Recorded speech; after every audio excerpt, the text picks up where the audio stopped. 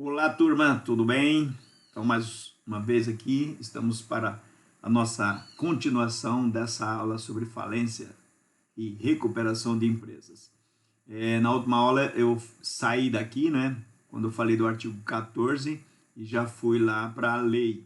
Só preciso lembrar vocês e falar, eu já atualizei aqui, ó, que esse artigo 14 é o artigo da lei antiga, agora, que era 7666. Essa daqui, a lei 11.101/2005, esse artigo 14 está no artigo 99. E nós vamos fazer um trabalho com ele daqui a pouquinho, tá certo? Ó, tá aqui, ó. Eu já coloquei aqui, né? E nas nossas observações aqui, você já vai perceber qual que é a diferença em relação à sua apostila aí. Mas isso não quer dizer nada, porque você não vai utilizar essa apostila para fazer a sua prova, né? Qualquer coisa você tem aqui a correção do que a gente vai fazer. Se cair falência, nós falaremos sobre o que está aqui e vai estar na sua aula e vai estar também na sua tarefa, tá certo? Vamos voltar lá para a lei, ó. Nós paramos aqui, eu falei para vocês que a gente ia começar aqui falando da Assembleia Geral de Credores.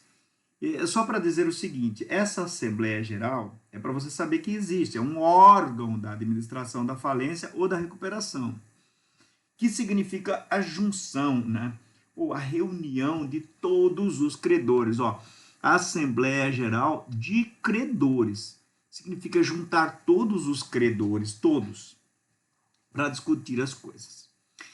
Esta Assembleia, como um órgão, né, ela passa a ser um órgão da administração, ou melhor dizendo, da recuperação ou da falência. Ela tem uma função, ou tem várias funções, né? Ou dentro dessa função, ela teria várias atribuições, que são tarefas, né? A serem realizadas de direito, por direito. Então, aqui o artigo classifica em dois tipos. Na recuperação, ó, direciona para a recuperação, e aqui redireciona para a falência, ó, tá vendo? Então, está redirecionado aqui, na recuperação e na falência. Na recuperação, quais são essas atribuições, né? Ó, aprovação, rejeição, modificação do plano de recuperação. O empresário vai lá e apresenta um plano, fala, olha, seu juiz, na verdade, ó, sempre o empresário, através do seu advogado, vai falar com o juiz. O juiz é que convoca essa assembleia e através do administrador, ele coloca à disposição da assembleia, para a assembleia discutir isso. É legal, gente, olha, é um campo fantástico para trabalhar, porque aí tem assessoria, tem consultoria de todos os tipos, tributária, de contabilidade, financeiro, sabe? Tem uma série de coisas aí que influenciam. Bom, mas tem lá, então na administração, né, na recuperação judicial, o que eu tenho lá como função? Aprovação, rejeição do plano de recuperação, constituição do comitê de credores. Podemos ter aí, ó, gente, um comitê, 3 ou 4 ou 5 pessoas que se reúnem lá para discutir as coisas, né? Um comitê. Foi vetado a letra C, aquele negócio de veto, lembra que eu falei, ó, aquele assunto lá. O presidente da República vetou, ou a presidente, mas na verdade era o presidente aqui. O pedido de desistência do devedor, então, enfim, tem uma série de atribuições. E na falência? Ó, o primeiro foi vetado, constituição do comitê de credores também, porque também tem comitê de credores, adoção de outras modalidades de realização do ativo. Realização, pessoal, quando se fala aqui em realização, é importante reconhecer os conceitos das palavras. Essa realização significa transformar o ativo em dinheiro. Você que está estudando contabilidade, e você é administrador que está estudando contabilidade, já viu falar no realizável, né? O circulante é o realizável a curto prazo, dentro de 24 meses, ou de 12 meses, a partir do fechamento do balanço. 24 meses é a partir de janeiro agora, vai até o dezembro do ano que vem.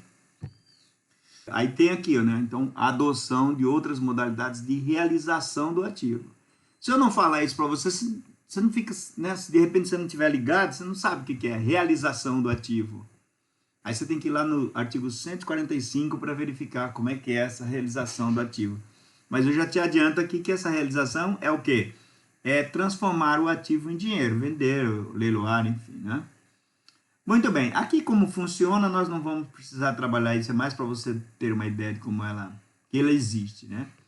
Bom, da recuperação. Então, você vê que até agora, a lei estava falando de uma forma genérica. Esses assuntos serviriam para os dois institutos, o da recuperação judicial e o da falência. Agora nós vamos falar, ó, daqui para frente, só de recuperação judicial, por enquanto. E aí, pessoal, é importante verificar, vocês vão ver mais tarde, nós não vamos perder muito tempo, 5, 6 aulas com esse assunto. Mas nós vamos passar por esse objeto que eu vou falar agora. Nós temos dois tipos de recuperação, o judicial e o extrajudicial. O judicial é perante o juiz, é feita a recuperação perante o juiz.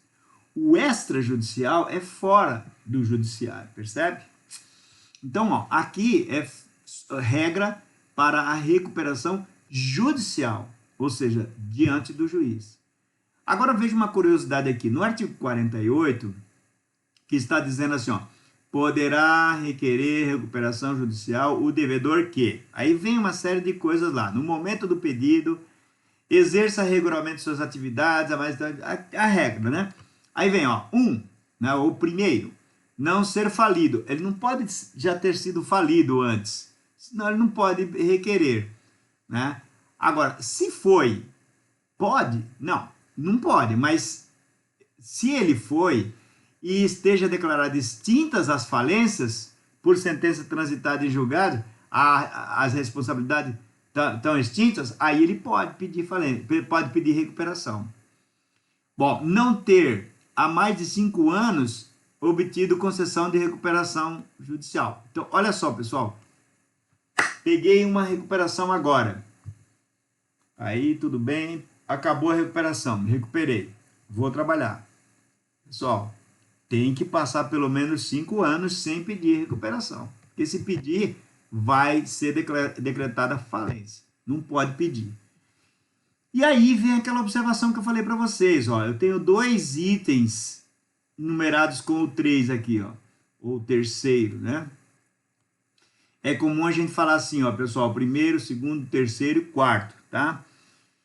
Pessoal, o primeiro e terceiro aqui está achurado. Esse achurado que eu falo é com H, tá, gente? Achurado. Significa que ele está arriscado. Por quê? Porque na legislação inicial, o legislador deu 8 anos, ó. Aqui, ó, 8 anos. E aí alguém conversou, eu tenho que mudar isso, 8 anos é muito longo, vamos passar isso para 5. E aí, porque na lei anterior era 5, então resolveram trazer para 5, percebem? Então, ó, não ter há menos de 5 anos obtido recuperação judicial com base no plano especial de que trata a seção 5 desse capítulo. Então, se uma pessoa estiver nessa condição há pelo menos 5 anos, não pode pedir uma nova recuperação. Tem que deixar passar isso. E aí passou os 5 anos, aí poderá pedir. Você vê que 8 anos era muito, ó. Então alguém foi lá e disse, ó, vamos arrumar isso aqui. E não ter sido condenado ou não ter como administrador ou sócio controlador pessoa condenada por quaisquer dos crimes previstos nessa lei. Quais são esses crimes? São os crimes falimentar. Eu disse para vocês que o juiz ele fica de olho, pode até abrir um inquérito judicial. A gente vai ver aí rapidinho quais são esses crimes, tá? Lá na frente. Vamos andar aqui um pouquinho. Meios de recuperação é tudo aquilo que a lei fala. Ó, concessão de prazo, dá mais prazo. Cisão, incorporação, tudo isso são meios de recuperar, percebe, pessoal? São estratégias utilizadas para recuperar uma empresa. Aumento de capital, por isso que você está estudando direito empresarial, você vai ser contador ou administrador de empresa, precisa saber essas coisas. Ó, constituição de sociedade de credores, venda parcial dos bens, entendeu? Usufruto, administração compartilhada, enfim, tem uma série de coisas que pode ser feita visando a recuperação dessa empresa, judicial ou extrajudicial, né? Aqui, ó, o procedimento da recuperação judicial perante o juiz tem que se fazer uma petição inicial. e essa petição tem que ser feita por um advogado, tem que estar assinada por um advogado. Né? E quando eu digo feita, é porque eu não posso permitir, na minha cabeça, que um advogado vai assinar uma petição feita por uma outra pessoa. Ele tem que fazer a petição, né? Eu não acho certo que um advogado assine uma petição feita por outra pessoa. Então, além de estar assinado, eu acho que ele vai fazer a petição, tá? É o início do processo aqui. Depois o plano, pessoal. Olha, então aqui, ó, aqui vai falar sobre o plano. O que tem que conter esse plano? Ó, discriminação pormenorizada, os pormenores, o mínimo detalhe tem que ser falado dos meios de recuperação. O que vai ser feito? Cisão, fusão, venda de bens, enfim, tudo que tem que estar constando nesse plano aí. Demonstração da viabilidade. Ó, eu vou fazer esse pedido de recuperação, mas ó, por que eu vou fazer esse pedido? Porque quando eu terminar essa recuperação, olha o que vai vir para mim aqui, o mercado vai estar mais favorecido para minha empresa, enfim, uma série de coisas que tem que tornar viável economicamente esta recuperação aí. Laudo econômico financeiro. Então, aqui é um trabalho de um perito, ó, ou um contador, ou um economista, né? Até um administrador poderá fazer isso se ele for, digamos, habilitado em finanças, né? Fez aí um pós-graduação em finanças, sabe das coisas, né? Então, tudo bem. O plano de recuperação judicial não poderá prever prazo superior a 1 ano para o pagamento dos créditos, tá? Então, derivados da legislação do trabalho ou decorrentes de acidente do trabalho, assim por diante. Então, tem uma regrinha aí. Em 1 ano tem que pagar todo esse passivo trabalhista. O plano ainda não poderá prever o prazo superior a 30 dias para o pagamento até o limite de 5 salários mínimos por trabalhador. Então, ó, vamos supor que a empresa está devendo tudo. Aí, nesse plano, ela faz o seguinte, ó, dentro de 30 dias, todos os trabalhadores vão receber pelo menos 5 salários mínimos. 5 salários mínimos. Hoje está R$1.000, né? 5 vezes 4, 20. Vai dar 2.250 aí, ó. 2.220. Então, pelo menos isso, né, 2.000 não, 5.220. Pelo menos esse valor tem que constar como cada empregado recebendo, percebe? No máximo em 30 dias, não muito superior a 30 dias. Aí tem um procedimento aqui, ó, como é que é feito lá no juiz. Então, isso aqui é mais para a sessão de advogados e não importa muito para nós. É importante saber que ele existe. O plano para micro e pequenas empresas vai ter aí um favorecimento, mas para nós não importa falar muito aqui agora. Isso aqui é mais importante do que tudo na questão da recuperação judicial, tá, pessoal? Ó, o juiz poderá decretar a falência durante o processo de recuperação. Então, olha só, pessoal, se falir, fecha a empresa. Então, enquanto está em recuperação, não fecha a empresa. Então, é importante que o processo de recuperação continue até o máximo que puder, até terminar esse processo e recuperar a empresa. Porém, durante esse processo, corre-se um risco. Tem que seguir o plano direitinho, porque senão o juiz poderá mandar fechar a empresa. Em que circunstâncias? Vamos ver? Então, ó, o juiz decretará. Ele, ó, nem está dizendo poderá. Ele está dizendo que o juiz decretará. Ou seja, nesse caso aí a lei é cogente. Ela manda o juiz fazer. Decretará a falência durante o processo de recuperação judicial, primeiro, por deliberação da Assembleia. Ou seja, lá no artigo 42 tem umas regrinhas lá. Se a Assembleia decidir que a empresa tem que falir, o juiz vai respeitar e vai mandar decretar a falência dessa empresa. Pela não apresentação pelo credor do plano de recuperação no prazo. Então, o juiz vai dar um prazo, está aqui na lei, artigo 53. Ele não apresenta o prazo, ou o plano, perdão. O que acontece? O juiz fala, vamos falir essa empresa, que não tem plano. Quando houver sido rejeitado o plano, então, ó, muito cuidado com o plano que vai ser apresentado, porque a Assembleia Geral de Credores vai analisar o plano. Tem um prazo para isso, né? Não é assim que você chega lá, entrega o plano e a Assembleia recusa. Não. A Assembleia, quando recusar, também vai recusar de forma fundamentada. O advogado vai entrar com uma petição, vai explicar ao juiz, né? E aí a empresa pode falar sobre isso, mas se for rejeitado, vai dar falência. Então, toma cuidado na hora de fazer um plano, né? A empresa tem que fazer um plano de recuperação bem feito e que vai ser aceito. Não pode fazer, como se diz aí no popular, nas entrelinhas, né? Muito bem. Por descumprimento de qualquer obrigação assumida no plano. Então, fez o plano é seu, empresário. Você fez o plano, então cumpre. Porque se você não cumprir o plano, eu, juiz, decreto sua falência. Percebe? É isso. Então é uma responsabilidade muito grande. E a falência? Aí agora a gente já está entrando aqui na questão da falência.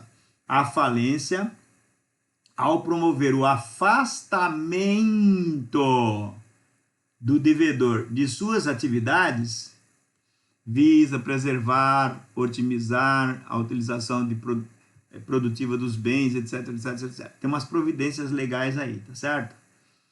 Bom, e quando isso é uma consequência, né? Agora, quando decreta a falência, olha aqui mais um, gente, ó, o artigo 82, que está valendo agora é esse, com esse, ó, tudo isso aqui é o que está valendo. E esse aqui, ó, não está valendo mais. Perceba, pessoal, que dentro daquela observação que eu falei, esse artigo que está achurado, ele está riscado, não vale mais. Veja que está escrito aqui, ó, incluído pela medida provisória número 881. Ou seja, às vezes vai lá e inclui um artigo, né? Então, quando inclui, aí anula o outro, tá certo? Muito bem. Então, a classificação dos créditos. Agora é importante isso aqui, pessoal. Olha, se a empresa deve uma série de débitos de natureza diferente, fiscal, trabalhista, fornecedor, etc., esses caras não vão ter a mesma prioridade. Vamos ver aqui, ó.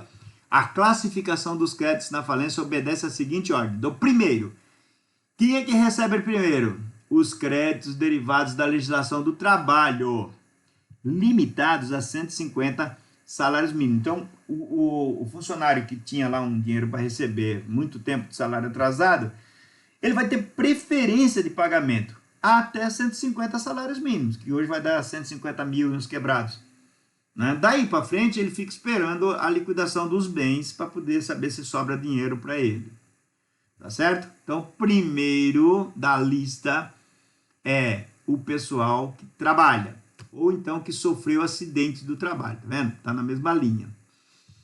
2, ou segundo, os créditos de garantia real, ó, tá vendo?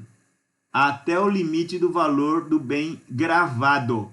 Vamos entender esse português que está escrito aí, né? Que é o seguinte, pessoal. O que é uma garantia real? Real, normalmente, são bens imóveis. Terreno, apartamento, fazenda, são bens imóveis. Você toma um empréstimo do banco e dá a sua casa em garantia. Esse é uma garantia real, tá certo? Agora, o que é uma garantia que não é real? Uma nota promissória, por exemplo, você pede um aval. Alguém vai lá e dá um aval para você. Então, existe a garantia, mas não é real. Ela depende da liquidação do avalista. Então, é uma garantia que a gente chama em direito de fidejussória. Fidejussória, ou seja, vai dar fidelidade do pagador, tá certo? Agora aqui, a garantia real até o limite do bem gravado. O que é o bem gravado? Aquele bem que foi dado em garantia. Até esse limite. Suponhamos que uma pessoa tem um crédito de R$1 milhão e deu em garantia uma casa que vale 400 mil. Então, até aquele valor, ele vai receber com essa prioridade. Segundo lugar.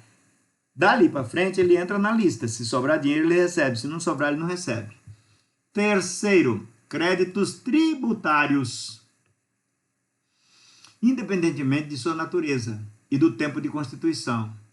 Então, qualquer crédito tributário entra em terceiro lugar aí. Ou seja, pessoal, vai sobrar o que para aqueles outros credores? Ó, créditos com privilégios especiais, primeiro, né? O que são esses créditos aí? A lei define lá, ó, previsto no artigo 964 da lei do Código Civil, ó, também, tá vendo? Nós estudamos isso aqui.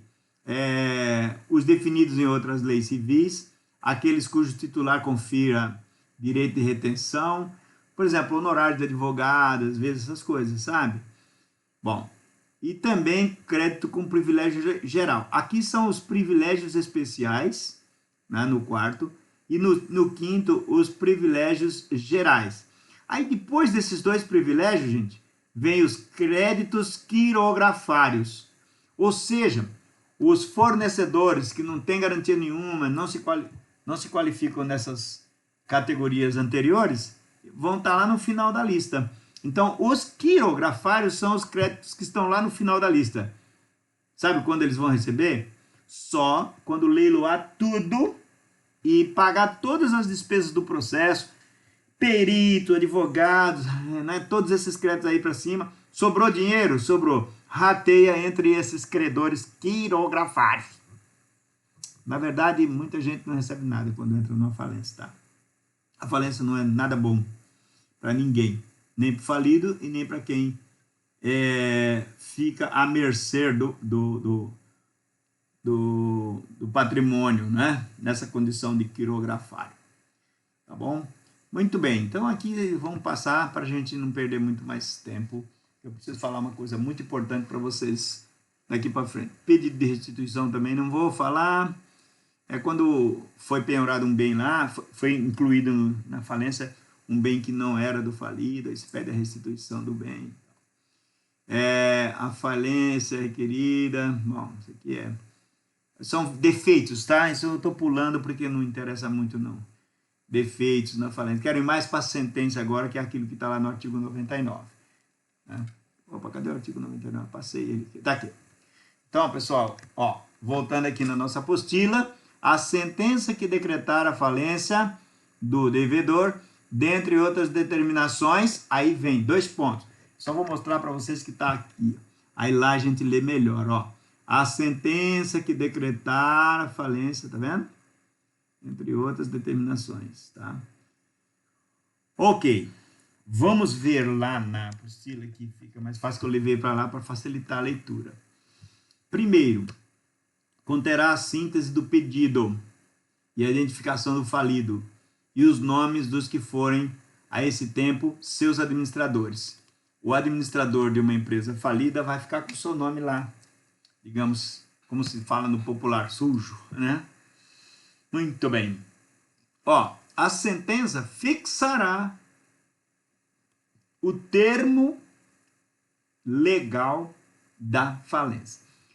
Termo legal da falência. Vamos entender o que é isso. Primeiro, o que é o termo? O termo, pessoal, existem 2 maneiras de a gente falar termo em direito aí. Quando eu digo assim, ó, reduzir a termo, significa que eu vou pegar um papel, tudo que você está me falando, eu vou escrever. Isso é um termo. Quando eu terminar, você assina para mim. É um termo. Por exemplo, você se lembra que nós estudamos a posse do administrador quando estudamos lá sociedades. O administrador vai tomar posse, então a gente reduz a termo. A gente vai lá assim, ó, por este presente termo de posse, tá vendo? Você quer dar uma quitação, você estava devendo, ou alguém estava devendo para você, veio e pagou. Quero uma quitação. Você pode falar assim, ó, termo de quitação. Isso significa reduzir a termo. Pelo presente termo de quitação, o fulano de tal declara que recebeu do... Entendeu? Tudo ali. Assinou, termo. Termo de confissão de dívida, ó. Então, o termo é um documento que você pode lavrar. Pelo presente termo de confissão de dívida, fulano de tal confessa como, na verdade, confessado tem a dívida de tantos reais em favor de fulano. Narra tudo. Está reduzido a termo. Isso é termo, tá, gente? Quando alguém falar numa reunião, vamos reduzir a termo, não se engane, é isso. Está mandando escrever. Ok? Então, às vezes, o advogado, né, para mostrar linguajar e tentar menosprezar as pessoas que estão na reunião, chega e fala assim, a ata já foi reduzida a termo? Aí o cara, quem não sabe, quem não estudou na UniFCV, né, fala, que é isso que esse homem está falando? Mas você que está tendo essa aula não vai cair nessa, né? Não, senhor, ainda não foi reduzido a termo. Aliás, já que o senhor perguntou, por favor, puxa a cadeira, senta aí, pega esse papel e vamos reduzir a termo. Senhor, a gente vai explicar o que aconteceu aqui, o senhor reduz. Ah, já pensou? Que legal, né? Agora, pessoal, tem outra coisa que a gente vai falar em termo. O termo é o seguinte, pode ser o prazo, mas o prazo no seguinte sentido, o início ou o fim de alguma coisa. Ó, quando a falência for decretada, o juiz vai fixar o termo legal da falência. Significa o dia que ocorreu a falência. Então, o juiz ele dá a falência para a empresa, declara a falência dessa empresa. Mas isso não significa que a empresa faliu hoje. Ele vai declarar qual é o termo da falência, ou seja, qual é o dia que a empresa faliu. E ele vai falar isso retroagindo. A lei fala em retrotrair. Retrotrair. Eu prefiro retroagir. Mas o legislador aí colocou esse retrotrair. Sabe por quê?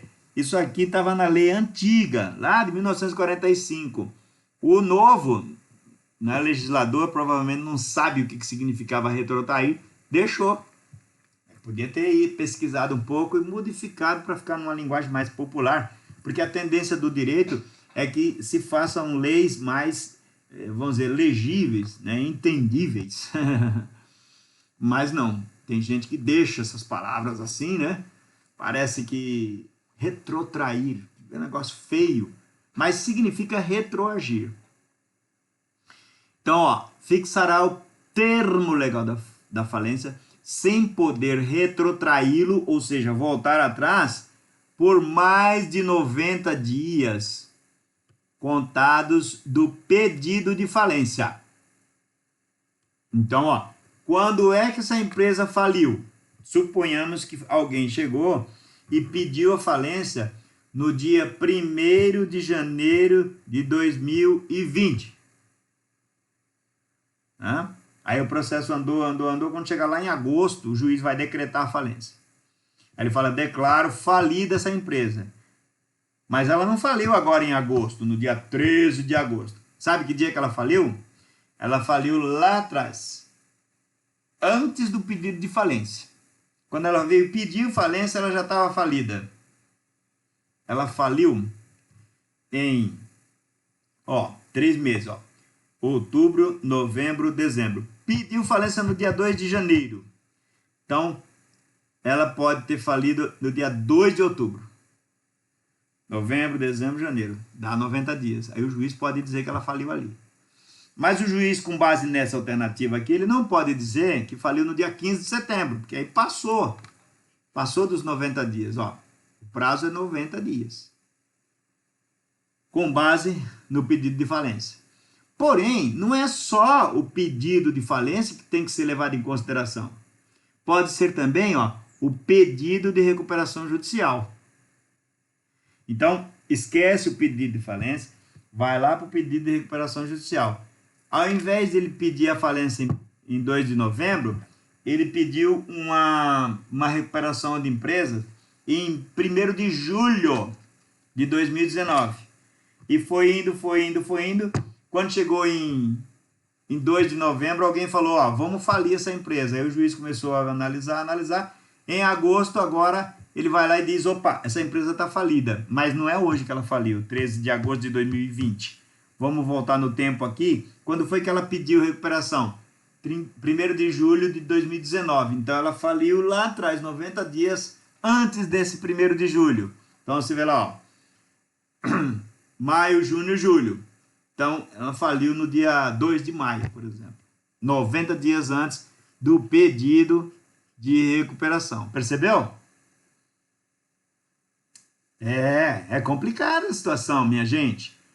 Porém, professor, aqui está escrito pedido de falência, aqui está escrito pedido de recuperação judicial, e agora vem uma outra regra. Ou.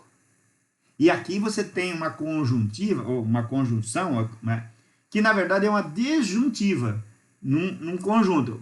Separa, né? Ó, ou é um ou é outro. Então separa. Ou do primeiro protesto por falta de pagamento, excluindo-se para esta finalidade os processos que tenham sido cancelados. Lógico, se foi cancelado onde ele não existe, né? Mas se houver um processo que ainda não tenha sido cancelado, o juiz pode pegar esse prazo, esse dia do processo, e retroagir mais 90 dias para dizer que a empresa faliu. Ó, vamos nesse nosso exemplo aqui, ó. Esse nosso exemplo. Ele vai pedir um plano de recuperação no dia 1º de julho. Por quê?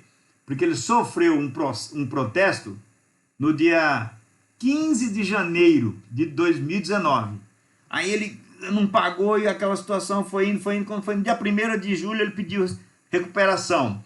Aí a coisa foi apertando, ele descumpriu alguma coisa. No dia 2 de outubro, alguém pediu a falência. O juiz começa a julgar e tal, passa o ano, vira o ano, 2020. Quando chega 13 de agosto de 2020, ele decreta a falência. Quando é que essa empresa faliu? Hoje, dia 13 de agosto? Não. O juiz vai decretar o termo e ele pode ir lá atrás. Quando que é lá atrás? 90 dias antes do primeiro protesto. Quando foi que ele sofreu o primeiro protesto? 15 de janeiro de 2019. Então vamos lá, ó. Dezembro, novembro e outubro. O juiz vai dizer assim, ela faliu no dia 16 de outubro de 2018. Está declarando a falência agora, em agosto de 2020, e está retrotraindo a 15 de outubro de 2020. Por quê? Outubro, novembro, dezembro, janeiro, primeiro protesto. Percebe? Aí, faliu agora. Ele decreta isso. Bom, qual que é a complicação disso, minha gente? Porque eu acho que se a gente estudar só esse detalhe aqui, já é muito suficiente para você sair da sua faculdade com uma coisa na cabeça. Falência é um problema muito sério. É que é o seguinte, olha, você está em agosto de 2020. O juiz decretou a falência no dia 15 de outubro de 2018. Pessoal, tudo que foi praticado pela empresa, compra e venda de imóvel, vendeu automóvel, tudo dali para frente não pode ser validado. Tem que pegar tudo isso e colocar na falência de volta. Ou seja, por que o juiz retroage? Porque se houver uma espécie de artimanha do empresário na tentativa de salvar seu patrimônio da falência, o juiz vai lá, busca esse patrimônio e coloca de novo na falência. Perceberam? Perceberam? Esses bens, gente, esse conjunto de bens chama-se massa falida. Aí, pessoal, ele vai determinar que todos esses bens sejam trazidos à massa falida, e aí, com essa situação, vai ser apurado todo o patrimônio, levado a leilão, entenderam? E aí, por isso que um processo de falência demora, porque aí agora começa a cancelar o que foi vendido, aí muita gente vai dizer que não, comprou é um terceiro de boa fé, enfim. Aí começa uma série de coisas. Tem mais algumas providências que a empresa, que a sentença vai tomar aqui, gente. Ó, explicitará o prazo para as habilitações de crédito. A sentença diz, todo mundo terá 6 meses para, né? Aí com base no quê? Aqui, ó, ressalvadas as hipóteses tais. Tem crédito que não prescreve, não pode, né, deixar para depois. Proibirá a prática de qualquer ato de disposição. Não pode vender mais nenhum bem, né? No tempo da falência, então. Esse termo é importante por isso. Determinará as diligências, ou seja, as providências que precisam ser tomadas para salvaguardar os direitos dos envolvidos. Ordenará o registro de empresas que proceda à anotação. Vai ter que colocar lá, está falida essa empresa. nomeará o administrador judicial. Agora, pessoal, só aproveitando aí, nós temos aí alguns minutinhos, tem muita gente fazendo EIRELI para ser administrador judicial de empresa, tanto da recuperação quanto da falência, entendeu? EIRELI, porque é uma pessoa só, não tem sócio, e o máximo do capital é 100 mil reais, então fica fácil de fazer. E aí depois você, né, rapidinho recupera todos os investimentos. Determinará a expedição de ofícios para os órgãos públicos, tá certo? Pronunciará a respeito da continuação provisória da atividade do falido. Em alguns casos, é possível que a falência seja decretada e a empresa continue a exercer sua atividade. Mas isso, pessoal, o juiz só faz quando é uma coisa assim, muita gente vai perder os empregos, sabe? Tem muito estoque, então vamos vender esse estoque, vamos pagar algumas coisas aí importantes. Isso aconteceu numa loja em São Paulo, chamada, se não me engano, Arapuã, parece. Ela veio à falência, o juiz disse, ó, continua as atividades. Só que aí, pessoal, tem umas regras muito complicadas e importantes. Se não seguir, pode dar prisão, tá? Por causa dos crimes. E aí, antes de terminar, eu vou só falar rapidinho sobre isso aí, ó, dos crimes. Ó, lá embaixo eu tenho aqui os crimes. Ok. Pagamento dos credores. Olha, aqui tem a recuperação extrajudicial, tá vendo? Então, no artigo 161, tem as regras como se faz uma recuperação, só que essa recuperação é fora do juiz. E aqui, ó, dos crimes, ó, crimes e penas. Fraude contra credores, né? Então, praticar antes ou depois da sentença que decretar a falência, crime, 3 meses a 6 meses, 3 a 6 anos e multa. Né? Aumento da pena, aumenta a pena, e tem algumas condições aqui, ó. Tá? Então, isso é muito importante, porque aquele termo da falência vai dizer se houve fraude ou não. Pode, né? Então, fraude contra credores. Aumenta a pena quando? Embora a escrituração contábil ou balanço... Não, elabora a escrituração contábil ou balanço com dados inexatos. Aumenta a pena, porque está querendo fraudar, né? Omite na escrituração contábil ou balanço lançamentos que deveria constar. Também aumenta a pena. Destrói ou apaga ou corrompe os dados contábeis. Perceberam como a contabilidade é importante, gente? Simula a composição do capital social para transparecer que tem condições de pagar as dívidas. Destrói ou oculta ou inutiliza, total ou parcialmente, documentos da escrituração contábil, que sejam obrigatórios. Então, vai por aí afora, só para você perceber que existem os crimes. Ó. Aqui, ó, favorecimento de credores, quando você cria uma situação de pagar alguém, né? Facilita pagar o cara, não pode. Depois que está em processo de falência, tem que tomar um cuidado muito grande com as coisas que faz. Indução a erro é outro tipo de crime aqui, ó, indução a erro, né? Desvio, ocultação, ó, né? De bens, escondeu, né? Habilitação ilegal do crédito, o sujeito vai lá e se habilita, mas ele não tem direito ao crédito. Exercício ilegal da atividade, o juiz decretou para fechar, ele vai lá e abre. Enfim, pessoal, e omissão de documentos aqui, ó, contábeis obrigatórios. Então, enfim, tudo isso são providências que a lei toma para que não haja golpe no mercado. E olha que você vê, ó, que mesmo assim, com todas essas condições, nós ainda passamos por muitos golpes no mercado, que muita gente que dá golpe no mercado, né? E acaba atrapalhando toda a atividade empresarial. Tá certo? Pessoal, fica com Deus aí. Nós ainda temos mais uma aula, não é? E eu vou falar sobre aquela questão do direito bancário. Em 2 aulas ali a gente mata essa situação, tá bom? Pessoal, fica com Deus. Beijo no coração de todos. Boa semana. Bom trabalho. Pessoal, cuida aí, né? E manda no mudo. Abraço, gente.